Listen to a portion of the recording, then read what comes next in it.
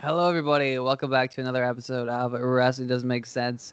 It's the show where me and John go back to wrestling history and wonder if the sport of professional wrestling makes sense or not. Fortunately for us this week, we don't have to go back too far to be able to answer that question because the WWE blessed us with a second WrestleMania. I suppose a third WrestleMania, really, since WrestleMania was on for 2 days this year, and then now we have WrestleMania Backlash, which I don't know. Sure, that makes sense to somebody. And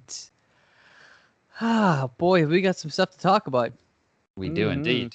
Yeah, it gives it's and we don't like it. We don't want to have to do this. It fills me with a sense of dread whenever I watch a pay-per-view and I realize that we have something to talk about because it's usually very bad. And boy howdy, lucky for us, WrestleMania Backlash is no exception.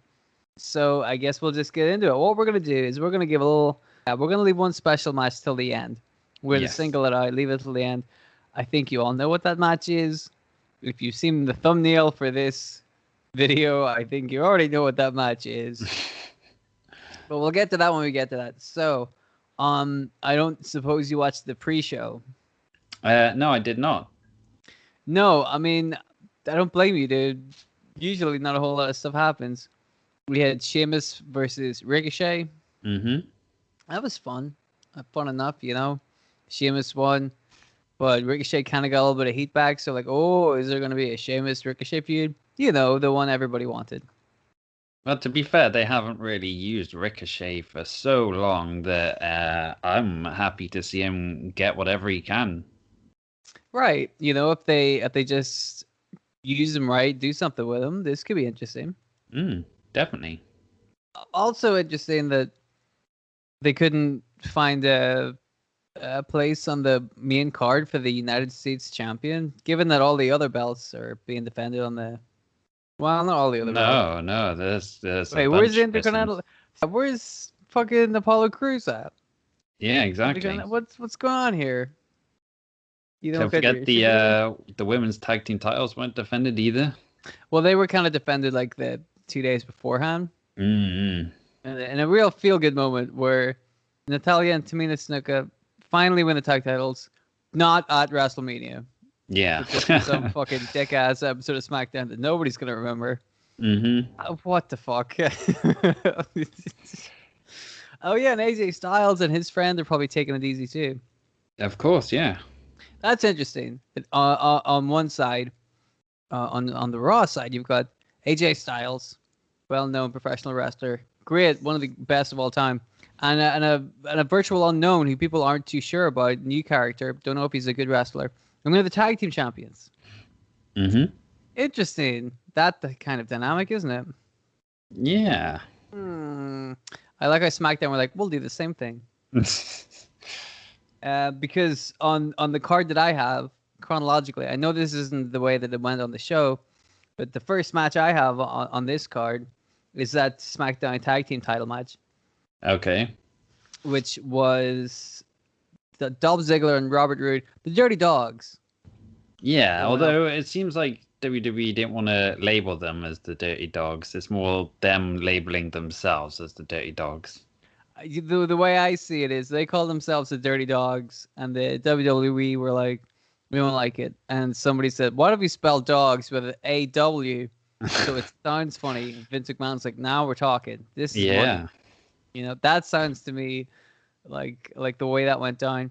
And it's really funny because I was watching that match, and I'm watching, you know, Robert Roode, who, to be fair, we haven't really seen a whole lot of this year, despite him being a tag team champion. So I'm like, boy, it's so good to see this guy out here. He's so good.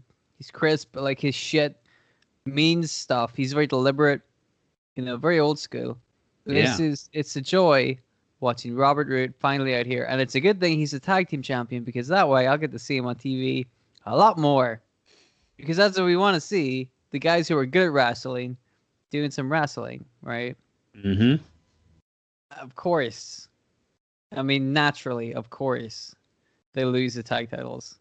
Of course, yeah. As soon as I think that, I'm like, this is what I get for having, free will. I don't like it. So their opponents were Dominic and Rey Mysterio. Mm-hmm.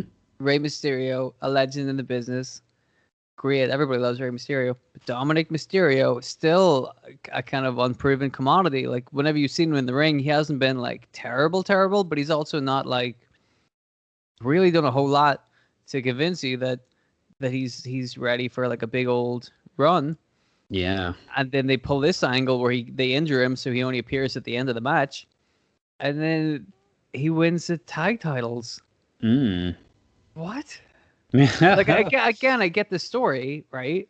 Same kind of feel-good story they told with Tamina and Natalia, but you're like, are you sure you want to put titles on Tamina Snuka and Dominic Mysterio right now? Do you know what I mean by that?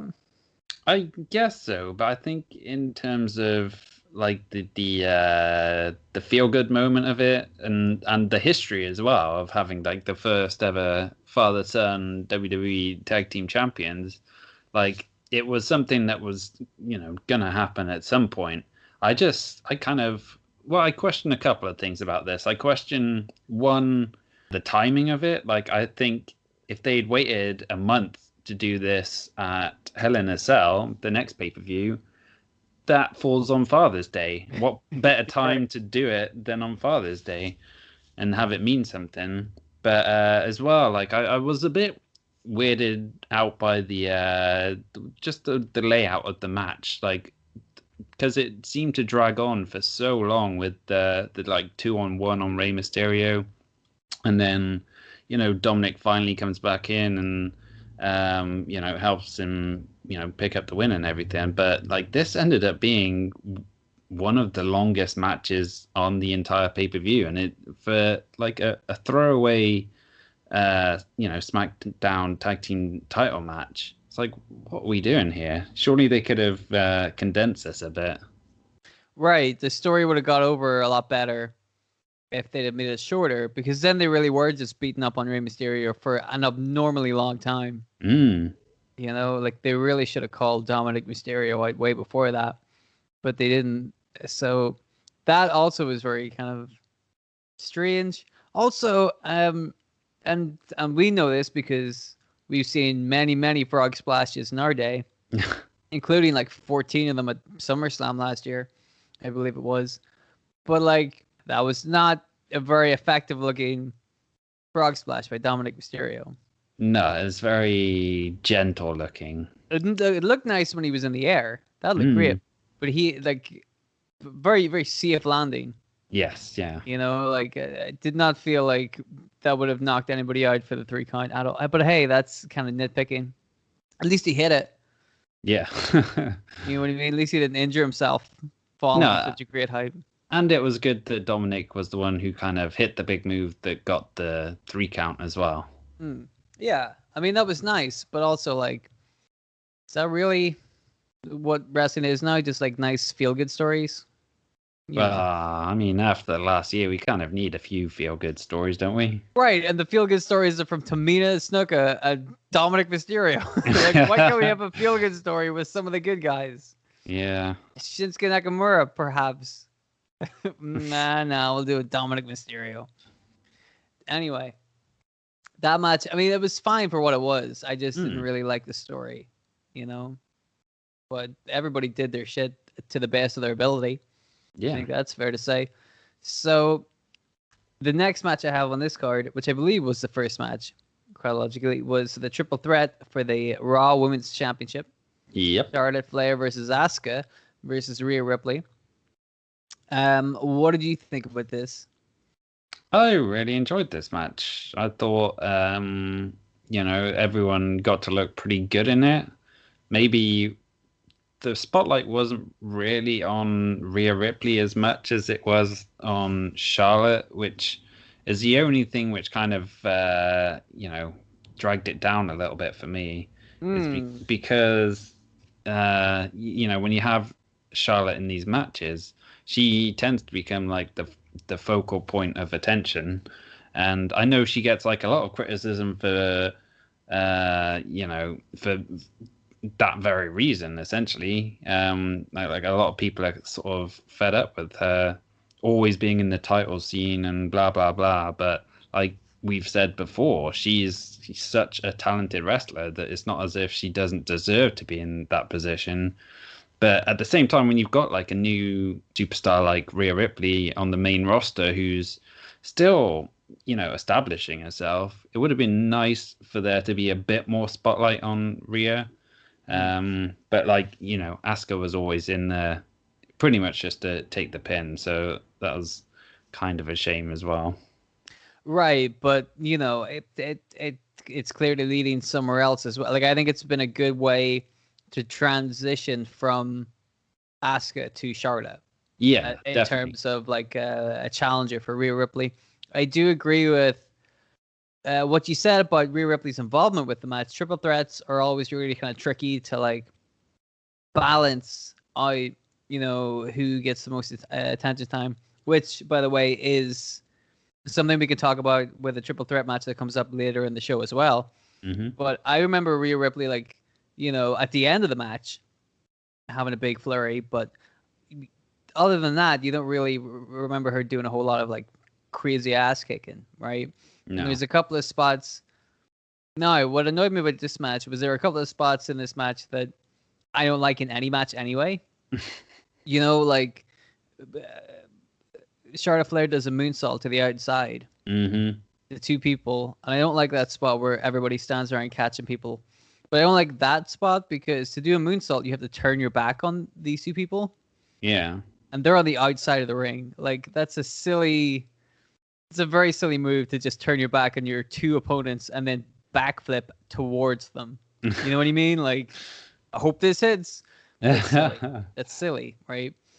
But so I didn't like that. But then at the same time, like all three of these guys are pros. They know what they're doing. Mm-hmm. So the match itself was fun, right? Yeah, definitely. Nothing we wouldn't expect from these three guys. So that was pretty much it. I mean, I love me some Asuka. We all knew Asuka wasn't going to win this one.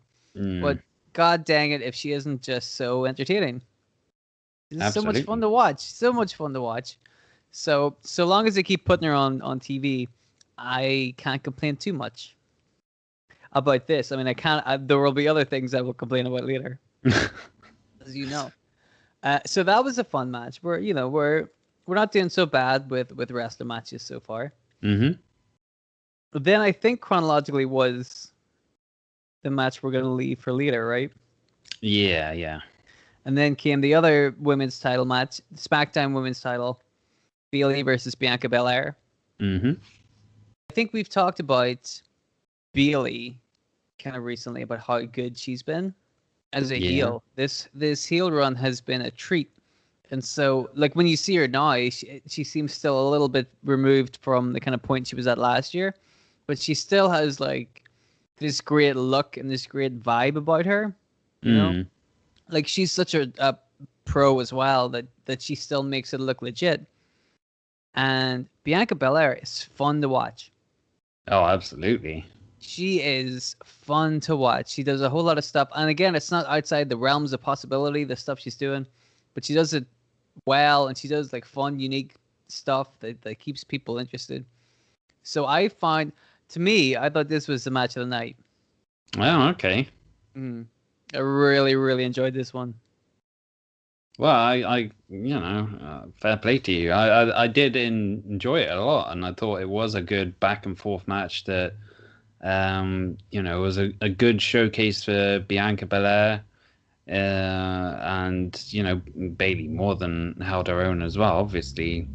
The finish was quite interesting with the whole using her hair to like tie up Bayley's feet for a moment, and that's how she got the 3 count. That kind of suggests to me that this issue isn't finished with this match, and we'll probably see another rematch down the line. But yeah, I mean, it was a good solid match. Can't argue with that. Right, just a lot of fun, which is exactly what the people needed to really get them up and lifted again. Yeah, dude, I really liked it. It was just fun to watch, right? Mm. That's really these days. Really, that's just the way I create it. Is if I really get into it and I really have a good fun time watching it. You know, usually when I watch pay per view, I'm like half doing something else. Yeah, yeah. And if a match can make me stop doing that other else thing and just make me focus on the match, then they've done a very good job. And I was glued to this. I was just, really enjoyed it, man. Why can't they put on good matches all the time? Very frustrating. So, all right, we're hitting pretty well so far. That was a lot of fun. Then it was another triple threat match. Mm-hmm. Braun Strowman versus Drew McIntyre versus Bobby Lashley. No. What did you think of this one? So I'd say this was my match of the night. I thought really? it was, yeah, I was like action packed. There was no, rest holds or anything. It was just balls to the wall from the moment the bell rang. And there was like, because like the first triple threat match in the night was just a straight up wrestling match, whereas this kind of, made or took advantage of the triple threat rules being, no disqualification and whatnot. So we saw more, big spots and stuff like, power bomb through the table and then getting tossed through the LED boards and all that kind of stuff. So it felt like an absolute war for the title, and capped off with that like really impressive Michinoku driver that Drew McIntyre dished out to Braun Strowman as well. I mean, yeah, I thought this was great. You remember the bit we were talking about where Lashley goes through the LED screens, right? Mm-hmm. That looked really cool, didn't it? Yeah. Yeah, nice and safe, but it looked good. So what we were talking about, was it last week, the week before that, where the WWE, they have high production values, right? So at least their shit looks half decent, right? Mm-hmm. So like I thought that was a good showcase for that, like a fun spot that they're able to mask enough where you're not like, oh, it looks like shit, right? Yeah. So I like that part. And I did kind of like the end where like Lashley comes in and, he's kind of been like playing possum and stuff. Mm. But I do think that does harken back to what we were talking about with the previous triple threat match where, then it really did turn into just a one-on-one match between the two challengers and the champion was absent from the picture. Like that's a very interesting way to play it, for both triple threat matches, really. Mm. So that was interesting. I don't know if you're going to agree with me on this. Maybe I am in the minority and, wouldn't be the first time. But I'm going to say this to you as a suggestion. I don't know if you think about or what you think about this, but I don't like seeing the big guys like Braun Strowman taking like crazy bumps.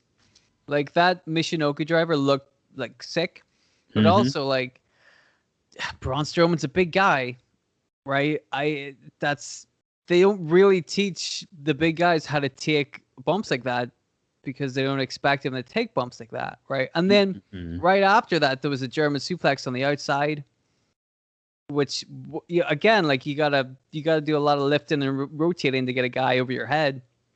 Scary stuff when that guy is Braun Strowman, right? Yeah.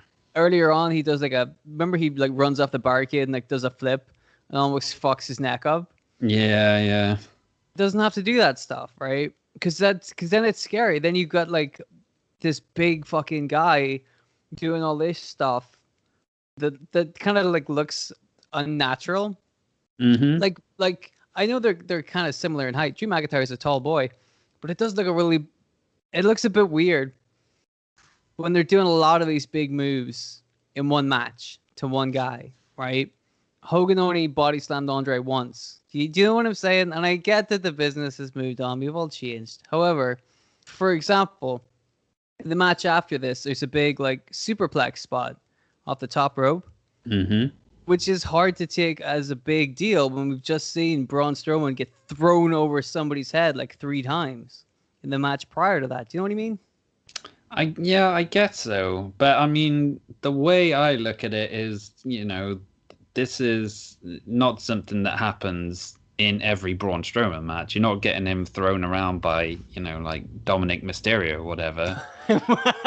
So I mean, it's in the context of this match, it's acceptable because it's, Drew McIntyre's built like a brick shithouse, and so is Lashley as well. So you can kind of see how they can, be more physical with Braun and throw him about and stuff.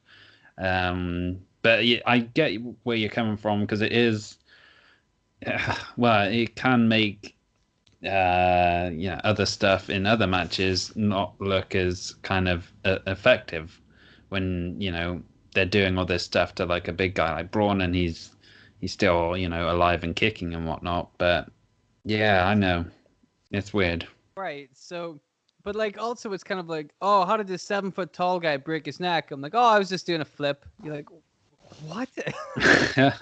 He doesn't have to do that stuff, right? And I feel like if you are gonna do that stuff, like that really should be like a whoa, holy shit, he just threw that, right? Surely that's what you want to wait for the crowds back to see this, to see Drew McIntyre effortlessly throw a guy like Braun Strowman over his head, like, right? That's a spectacle. Yeah. They just did this as a throwaway bit in this match after the spectacle, which was the Michinoku driver. You know what I mean? Like, and that stuff we've talked about before, like AEW and stuff. Like, it's a pacing thing. It's a putting the match together thing. Like that should have been. Anyway, that's the shit I noticed about that kind of thing. Yeah. So like, I don't know if everybody else notices that, but to me that took it out of it a little bit. I did like Lashley turning up at the end and just kind of taking advantage of the situation. That's a good way to get out of a triple threat match with your belt intact. I thought that was fun. But yeah, the big spots I thought were a little. They didn't go over quite the way I thought they should have.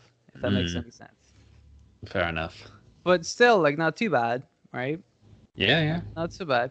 So that takes us on to the main event of the show, which was Roman Reigns, the Universal Champion, against Cesaro. It's a very interesting match. Cesaro is a guy that a lot of people would say is underrated, really deserves a lot more attention and spotlight and stuff, which we both agree with. Yep. And he had a good showing at WrestleMania against Seth Rollins. Mm-hmm. And you and me both presumed that this would be the start of a long road where he finally gets to the top. And then, like, a month later, they're like, main event time. And you're like, that's not how you book a guy. That's not how you book a guy. That's silly, because you know that he's not winning this match. Yeah, I think that was my biggest problem with this match. Like, it was, it was solid enough, and they told a pretty decent story, but like at no point in it whatsoever was there any kind of spot or moment where you thought Cesaro had a chance of winning this. And yeah, fair play to them. They both did the best they could. But you just know the way it's been booked. Like, Cesaro has been booked like he's finally coming out of his shell and finally going to start being a big player. But that's why you don't put him straight in the title field like this, because he can't win. And again, with the build up and stuff to this match, if you look at the video packages and if you look at what was hyped up and had your attention drawn to most in this storyline and even in the match, it was about Roman Reigns being the head of the table and his thing with the Usos. Yeah, right? yeah. Like, that was the main. Like, so if you watch the video package, it's talking about Roman Reigns and the Usos and all that stuff, and then the Cesaro bit is just a kind of like there as well. It's like an afterthought. It doesn't seem like it fits in. And so then the match happens, and it's a lot of fun. But then at the end of it, of course, there's all sorts of shenanigans with the Usos and etc. So like, it felt like that was really the main build of that also doesn't help. The main build to this match is just talking about a storyline that we know isn't going to end tonight, So like, all right, well, Backlash is often seen as a bit of a stopgap pay-per-view. There's an awful lot of stopgap pay-per-views in between the big ones. So this is just kind of like a means to an end. And, you know, you don't see like storylines finishing at this kind of show. It just is an extender, a way to get from A to B. And clearly this Roman Reigns feud is going to go a lot further. And it's interesting how they think they're going to be able to book somebody to beat Roman Reigns, because if they're angling for it to be one of the Usos, I don't think that's a good idea.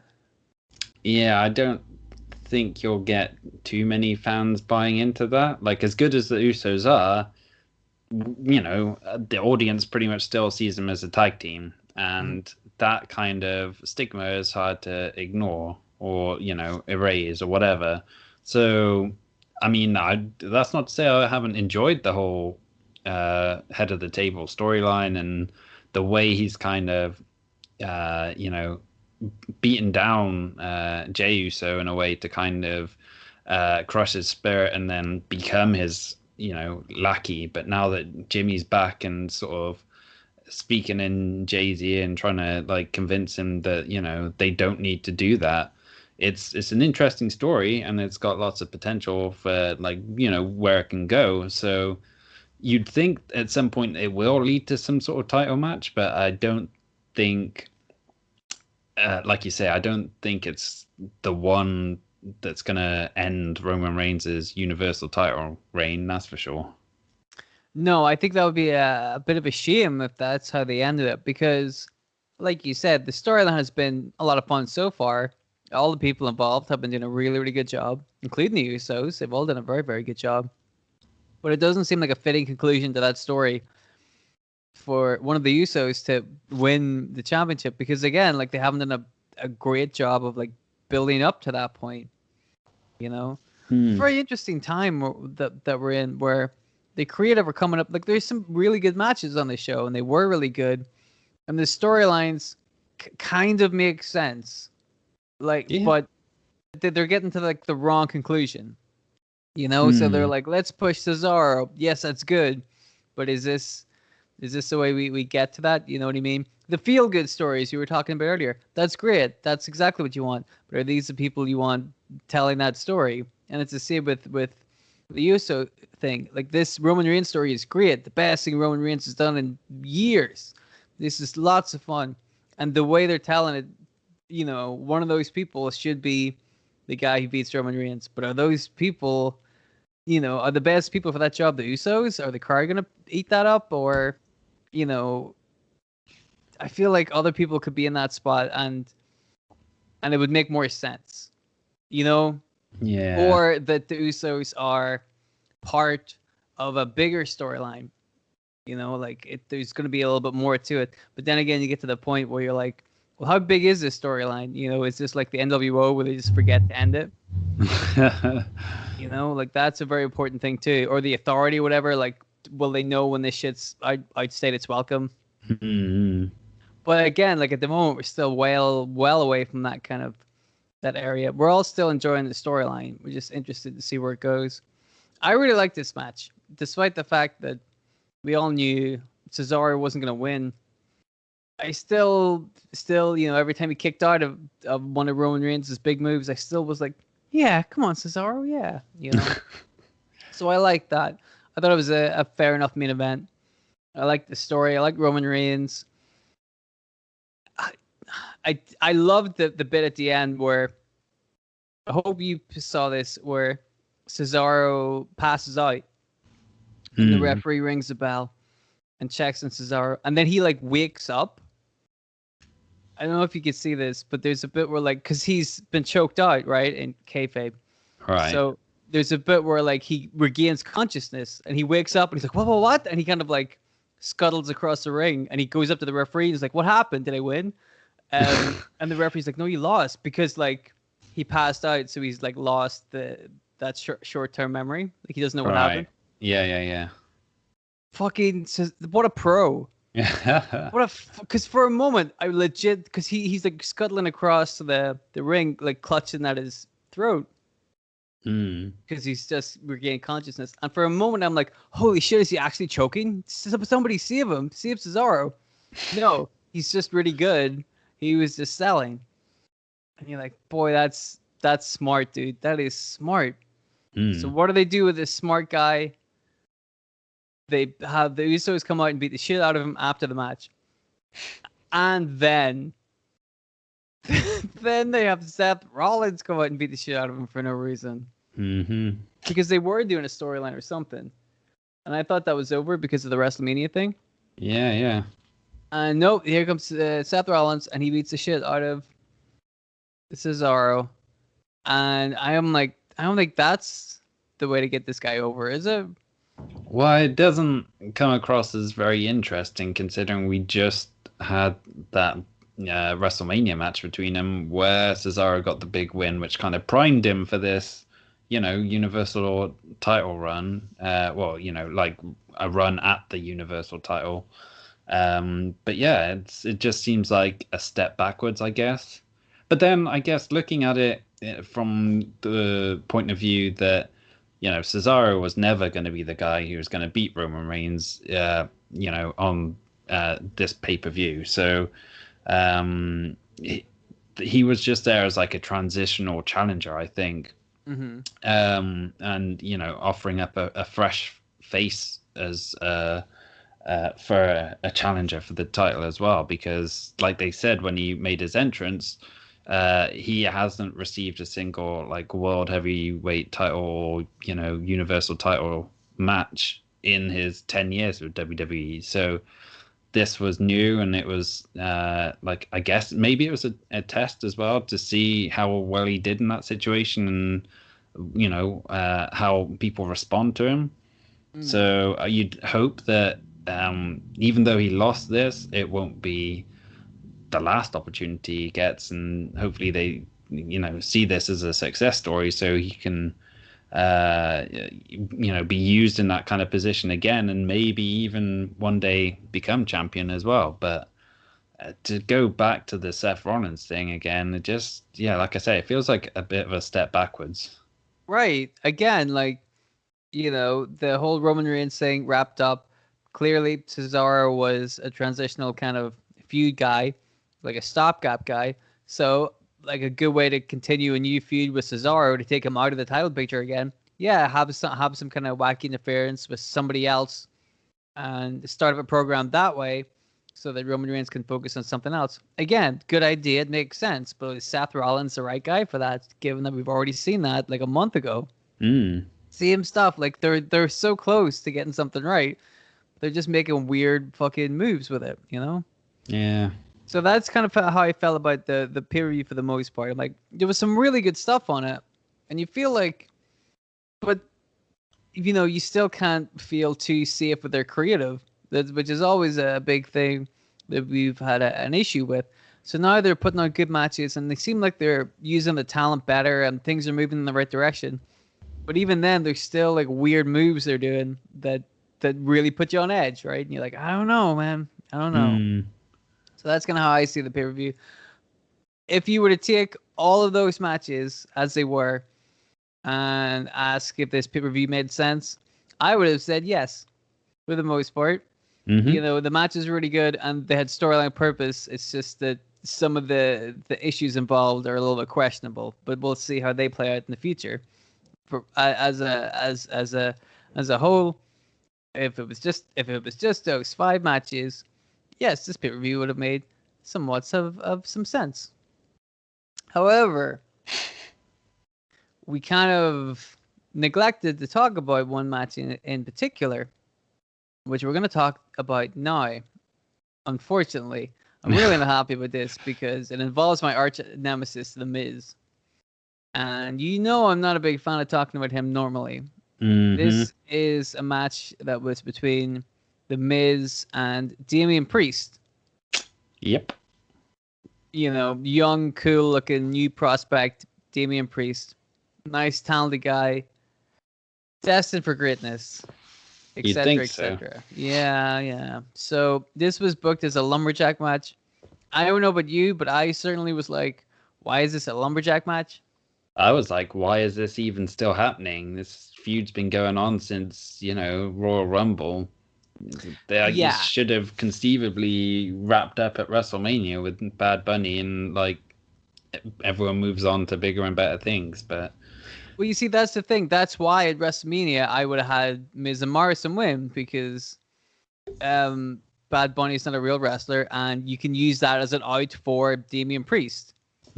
Right? You can just say, "Oh, he wasn't pinned. The rapper who isn't the professional wrestler was pinned. That doesn't count." So afterwards, they'll have to have a real match, 1-on-1, The Miz versus Damien Priest. Yeah, I think that makes sense. Totally. Of course, that's, if that's the way they played it, which it isn't.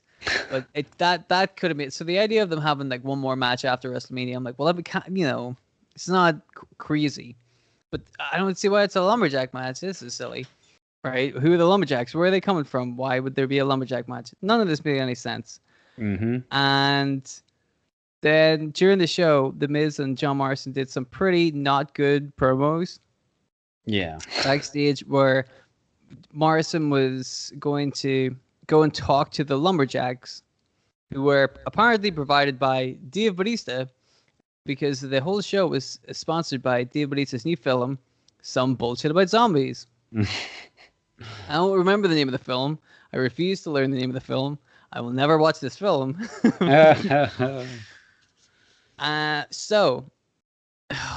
So John Morrison goes to talk to the lumberjacks, who have been provided by Dave Bautista, and apparently all of the lumberjacks appear to be undead.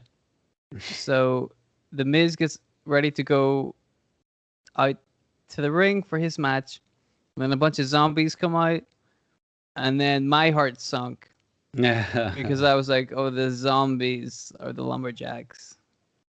Yep. That doesn't make any sense.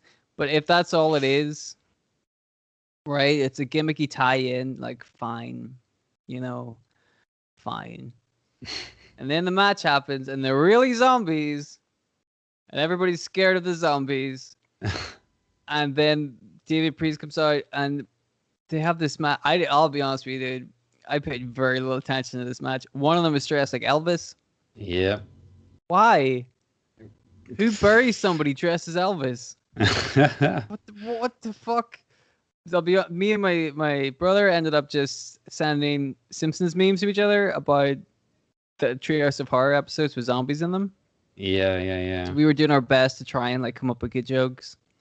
Remember the bit where like the zombies come into Homer's house and they're like, "We want brains," and they tap on his head and it's empty? Yep. Well, I was like, "Well, that, but with the Miz." They didn't do that. That would have been good. Didn't really pay a whole lot of attention to this match. At some point, both Damien Priest and the Miz were outside the ring, so they were both fighting zombies. At some point, John Morrison is fighting zombies, and then he gets taken away by the zombies to somewhere, and that's the distraction. Damien Priest or the Miz is distracted by that, so Damien Priest takes advantage, scores his finisher, and scores the win. No, pro wrestling, that's an old trope, the distraction. Two guys are having a fight. One guy looks like he's having the upper hand. Somebody comes out to ringside area. The upper hand guy sees it. That's enough of a distraction for the other guy to take advantage, get a cheap shot, and win the match. Right? Now, do you think they were trying to come up with creative ways to end the match? Because it's hard to stay relevant whenever your business has been going on for 100-odd years. It's hard to stay relevant in this very fast-paced social media world. So they need to keep coming up with new fun ideas. So do you imagine they were trying to figure out the finish to this match, and they said, "What about a zombie distraction?" And they said, "Yes, that's perfect. What if a zombie distracts somebody?" Now we have to reverse engineer this to make it make sense as to why there would be zombies outside the ring. Do you think that's what happened? No, I think what happened was, Dave Bautista was like, "Hey, I've got this new movie coming out. Do you think we could do some sort of cross promotion maybe?" And then WWE were like, "Oh, yeah, maybe." And then some bright spark in the creative room probably said, "Hey, well, we got this pay-per-view coming up and we need some lumberjacks, so let's bring in some zombies." And that'll be a great idea because, The Walking Dead was popular 10 years ago. So, Right? Yeah, remember Twilight? Were there zombies in Twilight? I don't fucking know. A I vampire don't is think kind so. of a zombie. Yeah, those are sparkly vampires. They weren't even real vampires. I know. It's none of it makes any sense. But then were these real zombies? I don't know. Yeah, like what a weird thing to do for them to cross promote a film like that. Do you know what I mean? Yeah, I Like, do mean, you remember whenever The Rock was in the Scorpion King and they're like, we're just gonna get all of our wrestlers stung by scorpions. Cross promotion, baby. What the fuck? You know? yeah, they should have brought in a mummy or something to kind of, lumber down to ringside, or bring back the Yeti. Yeah. But you remember whenever WCW used to have RoboCop? Oh yeah, the Why was RoboCop. They had Chucky in as well at one point. Yeah, right. Which I didn't understand either. Like why a puppet? I don't. That was strange. Anyway, what we're saying is that they were playing this straight pretty much. The zombie thing, they were playing it straight. These are really zombies. Here are some zombies, which is hard to believe, right? Now, one thing that WWE do is that while they get pretty silly with some of the wrestling stuff sometimes, a lot of the time they stick within the realms of like possibility, right? Yeah. They'll always get a little bit outrageous, like Steve Austin like running his car into Triple H's limo or something, right? You're like, oh, he would be dead. Mm-hmm. But at the same time, like that's like camera trickery or like production stuff. Like there's ways to kind of explain all that, and it's not outside the realms of possibility. But it feels like the last year they've done an awful lot more of playing around with studio magic and dancing around the realms of possibility and going like way past that. So now we've got people drowning and people being burnt alive and coming back to life, and it's nonsense. So now we've got zombies. Zombies are real. And like even the ECW zombie, like you only saw him once and that was it, right? Mm-hmm. Like even then you got what the gimmick was. Like that character was clearly there to fucking annoy the crowd, and then Sandman beat him up, right? Exactly. It's simple, right? We get it. But this was played like these are reals to promote this fake film. Yeah. Here are some real zombies. Yeah. Batista wasn't even there. Like, what is if the film is about Batista killing zombies? Wouldn't it make sense that Batista turned up to kill the zombies? Exactly. Oh my God, I don't know, man. This whole thing, plus this whole shit show went on way longer than it should have. I mean, I think it was only about just over 5 minutes, but even still, ever. Yeah. But why couldn't Damien Priest just kick The Miz in the head? Like, why can't that just be the finish? Right? Why did they? No, I'll be honest with you. The zombies ate The Miz. This is all certainly real. seemed that way, yeah. So I guess The Miz is dead now? Yeah, that's usually what happens when zombies eat people. Here's the thing. I don't want to hear any of this undead shit, right? I don't want to hear, oh, The Miz is a zombie now. He'll be back. No. They ate him. He's dead. He's not coming back, right? Because with John Morrison, they took him away. They didn't eat him, right? No, apparently he was on Raw, so he must have escaped. But then why did they drag him away? Like, where did he go? Who they knows? Just dragged him to the other end of the arena and let him go. Like, but that's what I mean. This whole like, once you start opening the door to things that are no longer within the realms of possibility, all of these questions pop up that they aren't going to be able to answer. Like, where did the zombies come from, and why are they there, and why did they attack John Morrison and The Miz? Why did they eat The Miz but not Morrison? Why was there one underneath the announce table which the announcers didn't realize was there? Didn't fucking notice. They just like, if there was a zombie under your table right now, you'd probably notice. Yeah. But then if the zombie didn't come out for an hour, until his specific spot came out. You'd be like, that's a waste. You could have eaten all those other people. Why did the zombies act like better lumberjacks than every other lumberjacks in a lumberjack match as well? Yeah. Well, I mean, they went after everyone and tried putting them back in the ring, or because exactly, like zombies that suddenly know all the rules of professional wrestling.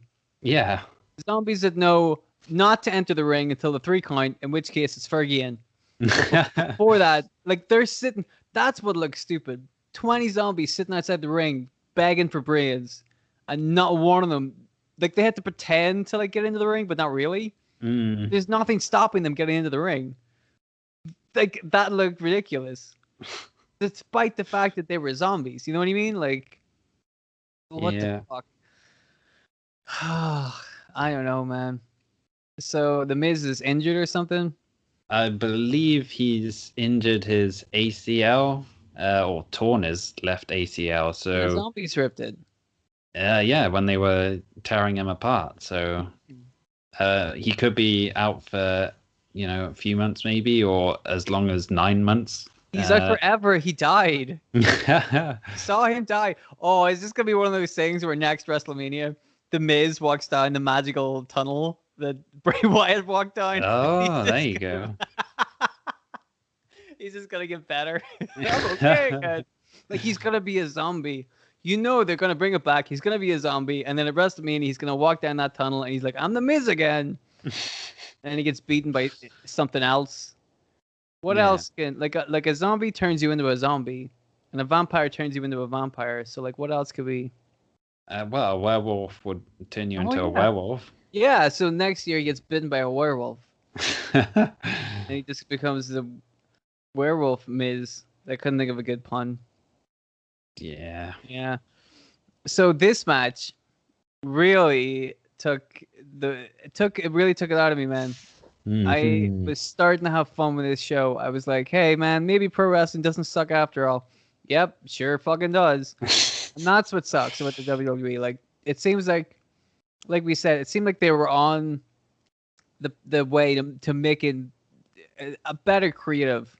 Like we said, not everything was perfect. But the storyline seemed like they were moving somewhere, and they had the right people on the show. For the most part, my opinions of the Miz aside, a lot of the right people are on this show. That's the way to do it. Like, keep focusing on these people. But then they go and ruin everything with fucking somebody being set on fire, or ink coming out of somebody's face, or zombies, right? Like, it's getting... I don't know about you, man, but for me, it's getting weary. I'm getting tired. I'm like, I can't just keep putting up with bullshit like this. I'll tell you what I found really funny was Chris Jericho's comment on Twitter where there was a report like from a few weeks ago about how WWE officials, or like at least one official, claimed that, the blood and guts match put back the business 30 years. And that was such a ludicrous claim. Like, even though we had issues with obviously the what happened after that match and the stunt there, like the match itself, it wasn't necessarily our cup of tea, but it was fine, yeah. But yeah, to say that and then WWE produce a match like this with fucking zombies and stuff, it's like, oh jeez. I mean, I would be happy to say that they're both terrible. I'd say the zombies are way worse though. It's fair to say they're both terrible. Yeah. I don't know. But again, like, is zombies worse than the guy being set on fire? Or the guy drowning? They're both terrible, and they both happened from the same company within the last calendar year. Yeah. Like, this sucks. Like, one of the silver linings to the crowds coming back is that they're not going to be able to do any more of this bullshit. This stupid, like, once the audience are back in, they're not going to be able to pull all this taped arena bullshit they can get away with in the Thunderdome. Mm-hmm. But I don't know, man. I feel like they're still going to find a way to screw us over. They're still going to find something to do. One thing I'm interested in. So zombies, obviously, it kind of breaks the world of WWE. It like takes us out of like the reality of it. What about, there's like 10 years ago when we had the Muppets, like guest hosting Raw, and then you have all the wrestlers interacting with them as if they're real people.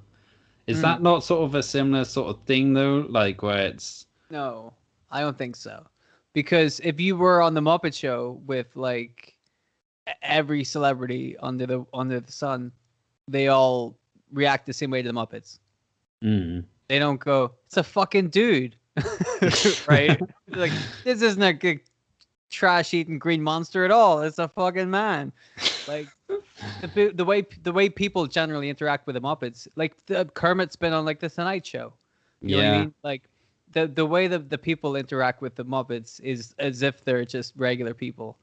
Now, for example, had the Muppets been the lumberjacks, you would have said, "Get the fuck out of here," because they would have had to do too much like post-production and other stuff to make it look like the Muppets are really the lumberjacks. And then you start to question further, like, well, why would the Muppets be the lumberjacks? Like, this is so unnecessary and unhelpful, because then if that's real, then the wrestlers would be able to beat the Muppets because they're Muppets, and the wrestlers are, like that. Then it would have been ridiculous, right? Right. For example, if they just had the bit where the mummies, where Miz and Morrison were backstage, and then they walked away, and then the mummies the zombies came out. Yes. Out of the backstage bit. If they had just left it there and said, "Hey, look, here are the zombies. I guess they're here because of Dave Bautista's new film, Zombie Patrol. Ha ha ha, go check it out next week in the cinemas," then that would have been like a stupid way to promote the film, but also like inoffensive and the kind of silly backstage shit that they do, right? You're not pretending that the mummies or the zombies are... I don't know why I keep calling them mummies. You don't pretend that the zombies are actually wrestlers. They're just kind of there. And you're like, oh, well, it's a silly reference, but we'll allow it, right? But then once you start getting the zombies actually involved in the matches and the finish of the match, they were an integral part of that match in the finish. Yeah. Which is way too much like attention we put in these zombies. Like, that's not how you book a match. That's where the problem is. They go too far with that kind of shit, and that makes them look silly. And I don't like that. I want to really quickly also like touch on something we mentioned earlier with the Chris Jericho thing and the All Elite Wrestling stuff. We had mentioned the blood and guts thing and the whole stadium stampede and all that we weren't a big fan of it, right? But the mistake that All Elite Wrestling made at the end of that match was all over Twitter, and people knew about it, right? Yeah. All WWE had to do was nothing. They didn't have to do a goddamn thing. But instead, like, they took right now as an opportunity to go in and embarrass themselves even further. How stupid is that? For once in their career, that company had the moral high ground, and they were like, "Fuck it, we're gonna pull our pants down instead." Like, how stupid is that? Oh, yeah. Like, missing an own goal or an open goal. Absolutely. And the annoying thing is, like, who looks better from this as well now? Like, who's come out of this pay-per-view looking better off because, Damien Priest and The Miz, like, had to fight off zombies. They both look like idiots now.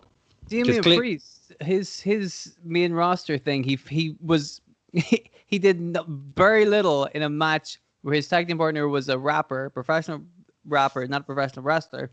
He did most of the work. A month later, he's fighting zombies. Who looks at Damien Priest and books that guy like that? Yeah. Like, what the fuck? And then, much like the rest of the card, like, who remembers that whenever all you can think about is these fucking zombies? Like we said, the whole show, bar one match, was pretty good. Nobody's gonna remember that shit. All they're gonna remember is the zombies. What a dumb, like, it's such an unnecessary move as well. They didn't have to do that. Yeah. They did it, and now they look stupid. And I felt like an idiot for watching that shit. I was not a fan of the zombies. I'm gonna put it that way. Is there anything else you wanted to say about this fucking atrocious piece of cinema? Well, not really. Just that as soon as that video package at the start of Backlash kicked in where it was Batista, like, narrating it and stuff. And then it started splicing in clips of his upcoming movie. And I was like, what the hell's going on here? This is really weird. And it felt like then I should have kind of cottoned on to the fact that, oh God, they're going to do something really bad here. But no, I kind of went with it and just put it in the back of my head like, oh no, they're just trying to do a solid to like their former wrestler, future Hall of Famer. And then, and then it turned out to be awful. But that's the thing. Like, if they really had just like, the opening package was voiced by Batista, very heavily promoted the film. They do the shit like this all the time. They're great at promoting stuff. Mm-hmm. So, like, if later on they'd done some kind of, again, if they'd done some silly backstage segment with Batista and with a zombie or whatever in the interview that went on way too long because all their comedy spots do, we would have rolled our eyes. But that would have been par for the course. That would have been fine. We wouldn't have liked it, but it's what they do. Yeah. But they didn't do that. They involved the zombies in the match. And then it just made it all really silly. Yeah. It's just they don't need to be this silly. No, it like you say, it just kind of it almost ruined the rest of the show. And if people can watch that kind of thing and find enjoyment in it, fair play. But judging from most of the reaction that you see after the fact, anyone finding enjoyment in that is very much in the minority, and everyone else just thinks it's dumb shit, which, like you say, kind of makes you, turn off wrestling. Yep. I mean, if people want to go back and watch some of those matches, I would recommend them. I would recommend Bayley versus Bianca Belair. You would recommend the triple threat for the title? Yeah, absolutely. I mean, there's some really good stuff on here. Just avoid the zombies. Which is a good lesson for people to learn anyway. I think avoid the zombies. That's the real message of the Batista's film. Avoid the zombies. Yeah. We didn't have any zombies involved with our podcast. We were able to get that message across without pandering to a multi-million-dollar corporation. See that? We did it without a budget. Did it without ruining their own integrity. It can be done. But, if Batista and Zack Schneider want to pay us lots of money to have zombies on, then we've got no problem with that whatsoever. Why could we have zombies on an audio podcast? We'll find a way. Just pay us lots of money. Yeah. Oh, hey, Zack Schneider. What you could just do is pay us loads of money and we just forget about the zombies. How about that for a deal? I think that's a very good idea. Mm-hmm. Should we wrap things up there? I think so. All right. Well, let's say a couple of things. First of all, fuck the zombies. Not cool, man. That really sucked. For me right now, closing thoughts. As much good stuff as there was on this show that made me excited about wrestling, I still am not super psyched about the landscape of professional wrestling for the next couple of months, in my opinion. I'm like I feel like I'm not going to enjoy the road to SummerSlam. And I mean that in all wrestling companies, not just the WWE. I feel like the next couple of months are not going to be fun for me. I'm just going to have to grin and bear it. But hey, some people like the zombies. I'm sure somebody did. If you are one of the people who enjoyed the zombies on WrestleMania Backlash, let us know in the comments. We would love to hear from you. Legitimately, we really would. We don't understand it. We don't get it at all. It made us very angry. So if you dug it, if you digged it, what would be the proper? If you were digging the zombies, let us know because we'd love to hear exactly why you thought that piece of shit was a good idea. So leave us a little comment. We make sure to like and subscribe and all that other shit they tell you to do. I don't know what it is, but if you do that, you won't be a zombie. Like the video, subscribe, all that stuff, and you won't become a zombie. This is the only way to save yourself. You see, The Miz didn't like and subscribe to the video, and he's dead now. Yeah, good. Told you, don't mess with me, right? I will find a way to fuck you up. I didn't like The Miz. He stabbed to me. I had him murdered and covered it up as a shitty wrestling storyline. I'll do the same to anybody else who crosses me, okay? So that'll be a warning to you people. So please subscribe. All right, that's going to be it for this week. We'll be back next week. We'll have another great show. It'll be a lot of fun. There'll be no zombies on it. So make sure to check that episode out, and we will see you next week. So thanks for listening, guys, and take care.